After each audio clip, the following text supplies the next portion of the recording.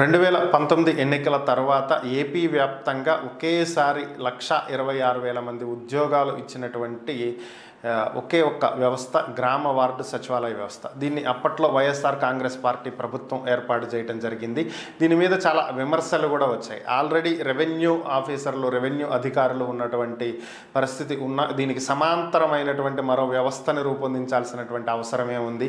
ఇన్ని ఉద్యోగాలు ఇస్తాం, అన్ని ఉద్యోగాలు ఇస్తాం, జాబ్ క్యాలెండర్ వేస్తామని చెప్పుకున్నారు కాబట్టి కావాలనే ఉద్యోగాలు కల్పించేటువంటి ప్రయత్నం చేస్తున్నారు తప్ప రియల్గా ఈ ఉద్యోగాలన్నీ అవసరం లేదు అని చెప్పి అప్పట్లో ప్రతిపక్షాలు గోలబెట్టినటువంటి పరిస్థితి కూడా. అయితే జగన్మోహన్ రెడ్డి అయితే వెనక్కి ఏం తగ్గలేదు.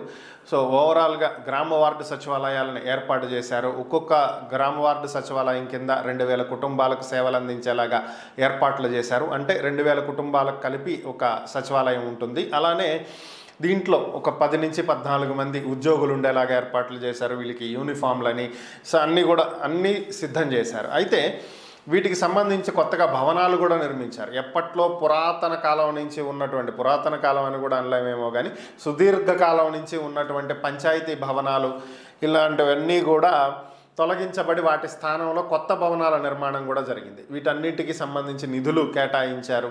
సో అన్నీ సక్రమంగా అన్ని ఏర్పాట్లు చేశారు. అయితే తర్వాత వచ్చినటువంటి పరిస్థితులు కనుక గమనించినట్లయితే 2024 ఎన్నికల తర్వాత కొత్త ప్రభుత్వం ఏర్పడింది. వీళ్ళు సచివాలయ ఉద్యోగుల్లో గ్రామ వార్డు సచివాలయాల్లో మార్పులు చేర్పులు తీసుకువచ్చేటువంటి ప్రయత్నాలు చేపట్టారు. అంటే అధికారంలోకి వచ్చాక వీటిల్లో ప్రక్షాళన దిశగా అడుగులు వేస్తామని చెప్పి ఏదైతే చెప్పారో దానికి తగ్గట్టుగానే వర్క్ మొదలుపెట్టారు. దీంట్లో భాగంగానే 2,000 కుటుంబాలకు ఒక సచివాలయం ఉన్నటువంటి పరిస్థితి నుంచి 5,000 కుటుంబాలని ఒక క్లస్టర్గా ఎంపిక చేసి ఈ క్లస్టర్కి ఒక సచివాలయం ఉండేలాగా ఏర్పాట్లు చేస్తున్నారు. దీంతో పాటుగా వాలంటీర్ల ద్వారా ఇంటింటికి పంపించేటువంటి పెన్షన్ విధానాన్ని పక్కన పెట్టేసి సచివాలయ ఉద్యోగులే ఇంటింటికి వెళ్ళి పెన్షన్ ఇచ్చేటువంటి విధానానికి శ్రీకారం చుట్టింది కొత్త ప్రభుత్వం. అంటే సచివాలయ ఉద్యోగుల మీద బాధ్యతను పెంచారు. దీంతో పాటుగా ఎన్నికలకు ముందు బోధనేతరమైనటువంటి పనులు చేపిస్తున్నారు అని చెప్పి అప్పట్లో ఉపాధ్యాయులు జగన్మోహన్ రెడ్డికి వ్యతిరేకంగా నినదించినటువంటి పరిస్థితి. బోధనేతర పనులు మేము చెయ్యము అని చెప్పి. ఈ బోధనేతర పనులు అంటే ఏమున్నాయి అంటే హెచ్ఎంకు ఉండేటువంటి పనులు చూసినట్లయితే మధ్యాహ్న భోజనం, మిడ్ డే మీల్స్కి సంబంధించి లెక్కలు చుట్టడం, ఎంతమంది పిల్లలు వచ్చారు, ఎన్ని గుడ్లు వండారు, ఎంత రైస్ వండారు, ఎంత కూరలు వండారు, ఏంటి ఇవన్నీ సక్రమంగా జరుగుతున్నాయా లేదా, స్టోర్ రూమ్లో ఎన్ని ఉన్నాయి, ఇంకా స్టాక్ ఎంత తెప్పించుకోవాలి, ఎంత ఖర్చు పెడుతున్నారు ఏంటి అనేది అప్లోడ్ చేయాలి. దీంతో పాటుగా ఉపాధ్యాయులకు ఉండేటువంటి లెక్కలు ఏంటంటే ముఖ్యంగా ప్రభుత్వ పాఠశాలల నుంచి ప్రైవేట్ పాఠశాలలకు విద్యార్థులు తరలి వెళ్ళటానికి ముఖ్యమైనటువంటి కారణం మరుగుదొడ్ల నిర్వహణ.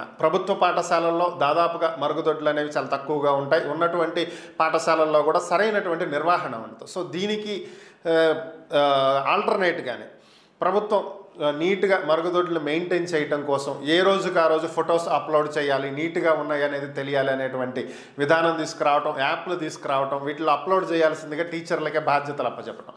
సో మేము పాఠాలు చెప్పడానికి వచ్చాం కానీ మరుగుదొడ్లు ఫోటోలు తీయడానికి కాదని చెప్పి టీచర్లంతా గొడవ పెట్టాం. సో వీటి నుంచి తప్పిస్తామని చెప్పి కూటమి ప్రభుత్వం మాట ఇవ్వటం, దానికి తగ్గట్టుగానే వాళ్ళ దగ్గర నుంచి ఆ బాధ్యతలను తప్పించి వాటిని కూడా తీసుకొచ్చి సచివాలయ ఉద్యోగులకి అప్పగించడం. సో ఇది పెద్ద భారం కాకపోవచ్చు.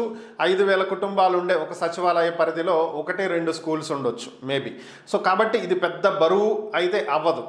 కానీ సో వాళ్ళకి సంబంధం లేనటువంటి పని వాళ్ళని ఎత్తినేయటం, ఇలా వరుసగా వాళ్ళకి బాధ్యతలు అయితే పెంచుతుంది. అలాగే స్టాఫ్ను తగ్గించేటువంటి మరొక కొత్త నిర్ణయాన్ని ఈరోజు తీసుకున్నట్లుగా తెలుస్తుంది.